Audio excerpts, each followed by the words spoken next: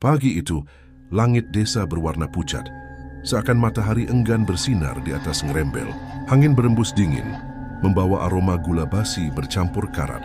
Arga berdiri di depan rumah Dion dengan kamera tergantung di leher. Wajahnya penuh semangat, sekaligus gelisah. "Jadi kita beneran mau masuk lagi?" tanya Mira sambil menyilangkan tangan di dada. Matanya memandang tajam ke arah Arga. Arga mengangguk. "Kita harus lihat lebih dekat." Cerita Bu Lastri jelas menunjukkan ada sesuatu yang kelam di pabrik. Kalau kita cuma berhenti sampai situ, semua hanya rumor. Aku butuh bukti. Dion tertawa kecil. "Nah, itu baru ngomong kayak peneliti sejati." "Santai aja, Mir, aku ada di sini.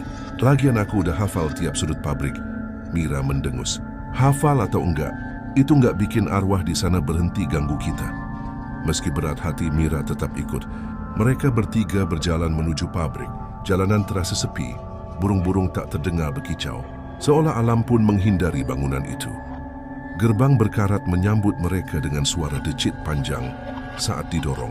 Begitu mereka melangkah masuk, hawa dingin langsung menyelimuti. Bau besi tua bercampur sesuatu yang lebih amis. Bau darah yang samar tapi menusuk hidung. Arga menyalakan kamera, merekam setiap langkah. "Hari ini kami masuk lebih dalam. Mesin penggiling utama masih berdiri. Dan disinilah tragedi konon terjadi." Suaranya bergetar tipis, meski ia mencoba terdengar tenang. Mereka berjalan melewati lorong panjang dengan dinding berlumut. Cahaya matahari masuk dari celah atap yang bolong, menyorot debu-debu yang berterbangan. Setiap langkah bergema, seperti ada sesuatu yang mengikuti dari belakang. Mira tiba-tiba berhenti. "Kalian dengar enggak?" Arga menoleh. "Dengar apa? Langkah lain selain kita." Dion terkekeh, meski wajahnya jelas menegang. Palingan suara kita yang mantul." Namun ketika mereka diam beberapa detik, benar saja. Ada langkah lain pelan terseret mendekat dari arah lorong belakang. Serat siru. Mira mencengkeram lengan Arga. "Aku nggak suka ini, Ga." Arga menelan ludah. "Ayo cepat ke mesin utama. Jangan berhenti di sini." Mereka tiba di ruangan terbesar, ruang produksi. Di tengahnya berdiri mesin penggiling tebu raksasa. Besi-besinya berkarat. Rodanya membeku tapi bentuknya masih gagah dan menyeramkan. Arga mendekat dengan hati-hati. Tangannya menyentuh roda besi, dingin menusuk tulang. Ia menyorot kamera pada sebuah noda gelap di sisi mesin. "Lihat ini, warnanya masih jelat merah tua. Kalau kata Bu Lastri, disinilah darah para pekerja tumpah." Mira mendekat perlahan, wajahnya pucat. "Itu bukan karat, aku bisa merasakannya." Dion mencoba pura-pura santai. "Ya, bisa aja itu oli mesin." Tapi suaranya terdengar lemah. Tiba-tiba roda gigi mesin berdecit pelan. Krehik. Meski tidak ada yang menyentuh, roda itu bergerak sedikit lalu berhenti. Mira langsung mundur, wajahnya panik. "Enggak, kita harus keluar sekarang." Arga masih menahan rasa penasaran, matanya tak lepas dari mesin. "Aku harus rekam ini. Mesin tua nggak mungkin bergerak sendiri." Saat ia fokus merekam, tiba-tiba kamera bergetar keras di tangannya. Layar menampilkan bayangan samar. Wajah-wajah pucat tanpa mata, berdesakan di balik roda gigi. Mereka membuka mulut, menjerit tanpa suara. Arga terperanjat, hampir menjatuhkan kameranya. "Astaga!" Dion menatap kamera sekilas, wajahnya memucat. "Apa-apaan itu?" Sebelum mereka bisa bereaksi lebih jauh, terdengar suara berat dari balik ruangan. Seperti orang menggerutu dengan napas tersengal. "Manis, harus manis," Mira membeku. "Kamu dengar gak, Dion? Ada yang ngomong." Arga merinding hebat, tapi dorongan penasarannya membuatnya melangkah ke arah suara. Ia menyorotkan kamera ke sudut gelap. Kosong, hanya bayangan. Namun tiba-tiba, sesuatu menghantam besi dengan keras. "Cek!" Suaranya menggema di seluruh ruangan. Mira menjerit. Dion langsung menarik Arga. "Kita keluar sekarang juga." Mereka berlari menuju gerbang.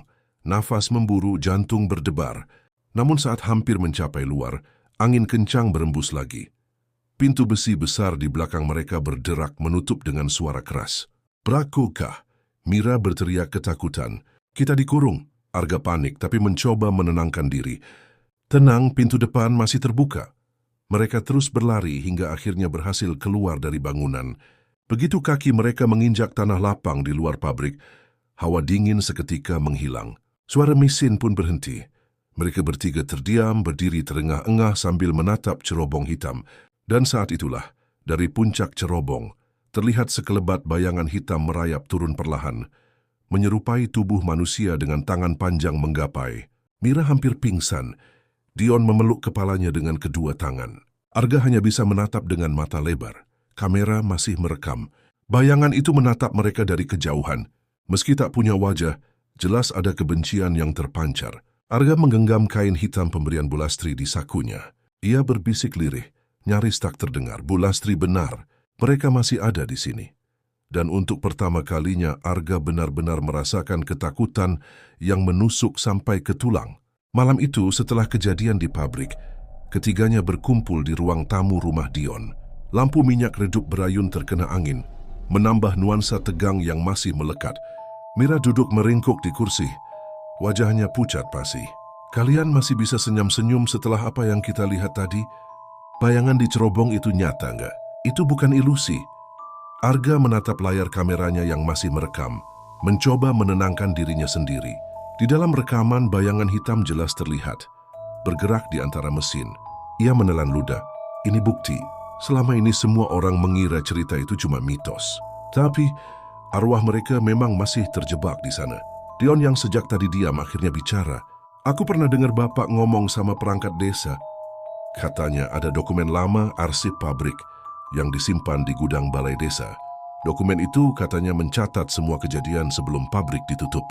Mira langsung menoleh. Kenapa baru sekarang kamu bilang?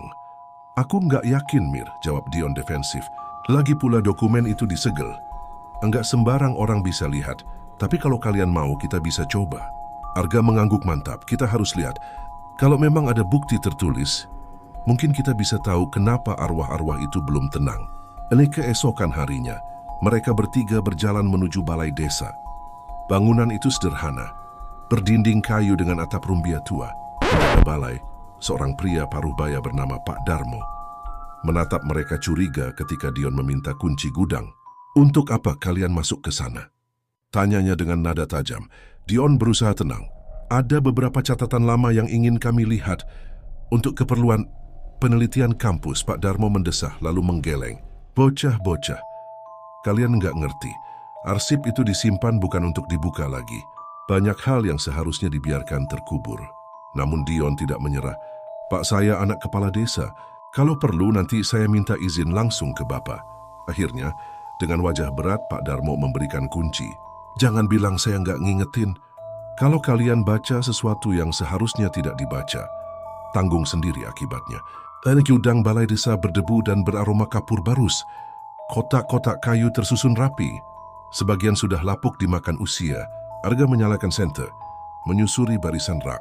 Ini dia, kata Dion sambil menunjuk sebuah peti besar berlabel arsip pabrik gula Ngrembel 1932-1975. Arga dan Mira saling pandang, lalu mereka membuka peti itu bersama. Di dalamnya terdapat tumpukan map tua, buku catatan dan lembaran laporan. Kertas-kertasnya menguning, beberapa hampir hancur. Mira mengambil salah satu map, tangannya gemetar saat membaca isi laporan. Hyun, catatan kecelakaan kerja, tanggal 14 Juni 1967. 4 pekerja hilang di dalam mesin penggiling. Tubuh mereka tidak pernah ditemukan utuh. Arga membuka catatan lain. Matanya melebar. Ini daftar pekerja. Ada tanda silang merah di nama-nama tertentu. Dan jumlahnya puluhan. Semua meninggal dengan cara nggak wajar. Dion menarik sebuah buku catatan harian yang lebih tebal. Sampulnya hitam. Dengan tulisan tangan kusam milik Tuan Surya, pemilik pabrik. Arga membuka halaman pertama. Tulisan di dalamnya rapi namun penuh kalimat yang membuat bulu kuduk berdiri. Mesin haus. Semakin banyak darah yang mengalir, semakin manis gula yang dihasilkan. Ini bukan sekadar pabrik sis, ini persembahan. Mira menutup mulutnya hampir muntah. Ya Tuhan. Arga terus membaca, suaranya bergetar. Mereka tidak mengerti. Tebu hanyalah kulit. Yang membuat gula benar-benar sempurna adalah tumbal manusia. Setiap gigi mesin harus dilumasi darah. Itulah warisan yang tidak boleh putus. Dion membeku. Warisan, maksudnya apa? Arga menunjuk halaman terakhir. Di sana tertulis nama-nama generasi penerus pemilik pabrik dengan kalimat singkat. Kutukan ini akan mengikat siapapun yang mewarisi tanah ini sampai cerobong berhenti berasap selamanya. Tiba-tiba, suara keras terdengar dari belakang gudang. Blok! Sebuah kotak kayu jatuh sendiri meski tidak ada angin. Mira menjerit kecil. Kita nggak sendirian di sini. Arga meraih kamera menyorot sudut ruangan. Sekilas ia melihat bayangan samar berdiri di antara rak, tinggi, kurus, dengan kepala miring. Namun ketika senter diarahkan, bayangan itu lenyap. Dion menutup buku harian dengan cepat. Kita harus keluar sekarang. Mereka buru-buru mengembalikan dokumen. Tapi sebelum peti ditutup, lembaran kertas tipis jatuh ke lantai. Arga memungutnya. Itu adalah peta pabrik dengan tanda merah di ruang bawah tanah. Di bawah tanda merah tertulis kata, pintu terakhir. Arga meremas kertas itu. Kita harus ke sana. Ini bisa jadi kunci untuk mengakhiri kutukan. Mira menatapnya tak percaya. Bos, kamu gila. Setelah semua yang kita lihat, kamu masih mau balik ke sana? Arga menatap Mira dengan mata penuh tekad. Meski wajahnya pucat. Kalau kita nggak lakukan, arwah-arwah itu nggak akan pernah bebas. Dan kita bisa jadi korban berikutnya. Mira terdiam. Hatinya berperang antara takut dan rasa bersalah. Dion menunduk. Wajahnya pucat pasi, tapi ia mengangguk. Kalau memang harus, aku ikut.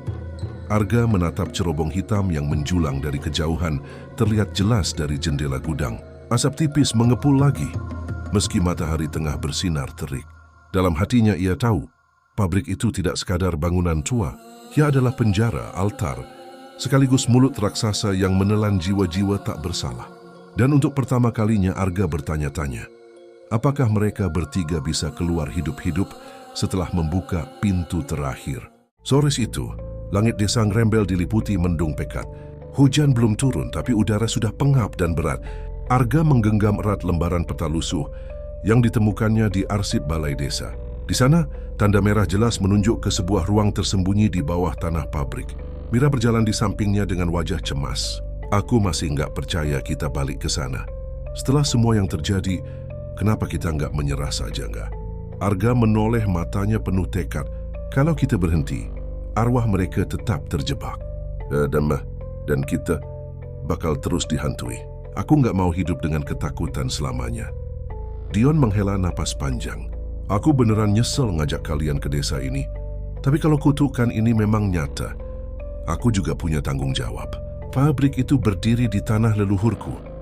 Mereka bertiga berjalan menembus jalan setapak menuju pabrik. Angin bertiup kencang membawa bau besi berkarat dan gula basi. Cerobong menjulang tinggi tampak mengeluarkan asap tipis. Meski pabrik sudah mati puluhan tahun, gerbang berkarat itu kembali berdecit saat mereka dorong. Kali ini, suasana lebih mencekam dari sebelumnya. Begitu melangkah masuk, udara berubah dingin menusuk, dan cahaya matahari seakan lenyap di telan kabut tipis yang hanya menyelimuti area pabrik. Arga membuka peta. Pintu itu seharusnya ada di dekat ruang produksi, di sisi timur. Kita harus cari lantai yang retak. Ada tanda lingkaran merah di sini. Mereka menyusuri lorong berlumut dengan langkah hati-hati. Suara langkah kaki mereka menggema panjang, bercampur dengan tetesan air dari atap bocor. Kalian dengar nggak? Bisik Mira tiba-tiba. Arga berhenti. Dari kejauhan samar-samar terdengar suara logam beradu, seperti mesin tua yang dipaksa hidup. Krek, duk-duk-duk. Dion menelan ludah. Mesin itu nyala lagi. Arga mengabaikannya. Fokus. Kita harus temukan pintu itu sebelum malam turun. Setelah beberapa menit mencari, mereka tiba di sudut ruang produksi. Lantai beton retak dengan pola melingkar, persis seperti di peta. Arga berjongkok, menyapu debu dan kotoran dengan tangan. Di tengah lingkaran terdapat cincin besi berkarat, seperti pegangan untuk menarik sesuatu. Ini dia, bisik Arga. Mira menatap lingkaran itu dengan ngeri. Jangan dibuka, nggak, rasanya buruk, sangat buruk. Arga menghela napas panjang. Kita harus. Dengan bantuan Dion, ia menarik cincin besi itu. Lantai berderit keras dan perlahan terbuka, menyingkap lubang gelap dengan tangga menurun ke bawah. Dari dalamnya keluar hembusan udara dingin bercampur bau busuk menyengat, seperti daging membusuk. Mira menutup hidung, hampir muntah. Astaga, apa yang mereka sembunyikan di bawah sana? Arga menyorotkan senter ke dalam. Tangga besi berkarat menjulur turun ke kegelapan yang seakan tak berujung. Dion menelan ludah. Kalau kita masuk, mungkin nggak bisa balik. Arga menatap mereka berdua. Kita sudah sejauh ini. Kalau kita mundur semuanya sia-sia. Aku akan turun. Kalian ikut atau tidak, terserah. Mira menggigit bibir, lalu mengangguk dengan wajah pucat. Dion menarik napas panjang dan menepuk bahu Arga. Ayo, kita sama-sama. Mereka bertiga mulai menuruni tangga besi. Setiap langkah menghasilkan bunyi berdecit, seolah tangga itu bisa runtuh kapan saja. Suasana semakin gelap, hanya senter Arga yang memberi cahaya. Di dinding sempit tangga, terlihat goresan-goresan aneh, seakan seseorang mencoba keluar dengan mencakar besi. Ada bekas darah kering menempel di sana. Mira terisak pelan. Ya Tuhan, mereka dikurung di sini. Setelah menuruni belasan anak tangga, mereka akhirnya tiba di dasar. Sebuah lorong panjang terbentang. Dindingnya dari bata hitam berlumut. Suara tetesan air terdengar berulang, bergema di seluruh ruang bawah tanah. Di ujung lorong, tampak pintu besi besar dengan simbol lingkaran dan gigi mesin. Pintu itu berkarat, tapi aura menyeramkan memancar darinya. Arga mendekat. Tangannya gemetar saat menyentuh permukaan pintu. Ini pintu terakhir. Tiba-tiba suara berat bergema dari balik pintu, sama seperti yang pernah mereka dengar di ruang produksi. Manis, harus manis. Mira mundur beberapa langkah, wajahnya pucat pasi. Kak, jangan dibuka, aku mohon. Arga menatap pintu itu dengan tatapan keras kepala. Kita harus tahu apa yang ada di baliknya. Kalau ini sumber kutukan, mungkin kita bisa mengakhirinya. Dion menyalakan korek api kecil, menambah cahaya samar. Tapi kalau kita salah langkah, bisa jadi kita malah menghidupkan sesuatu yang nggak seharusnya bangkit. Arga menggenggam kain hitam pemberian Bulastri dari sakunya, lalu mengikatnya di pergelangan tangan. Kalau ada saatnya benda ini berguna, ya sekarang. Dengan napas berat, ia mendorong pintu besi. Pintu itu berderit pelan, membuka sedikit demi sedikit, menyingkap ruangan gelap di baliknya. Dari dalam, hawa dingin lebih pekat menyembur keluar, disertai suara gemuruh pelan seperti ribuan bisikan bercampur. Cahaya senter menyorot dinding ruangan, menampakkan ukiran-ukiran aneh berupa wajah manusia menjerit, seakan dinding itu terbuat dari tubuh yang dipadatkan. Mira menjerit pelan, menutup mulutnya dengan tangan. Dion terdiam, tubuhnya bergetar hebat. Arga melangkah masuk, meski jantungnya berdetak liar. Kamera di tangannya merekam segalanya. Dan tepat di tengah ruangan, berdiri sebuah mesin penggiling kecil, berbeda dari mesin di atas. Mesin ini lebih kuno, tapi masih berkilau aneh, seakan dilumuri cairan segar. Di bawahnya terdapat cekungan berisi cairan kental merah gelap. Darah Mira hampir jatuh pingsan. Dion mundur beberapa langkah, tapi terhalang oleh pintu. Arga menatap mesin itu dengan wajah pucat, lalu berbisik lirih, ini altar mereka.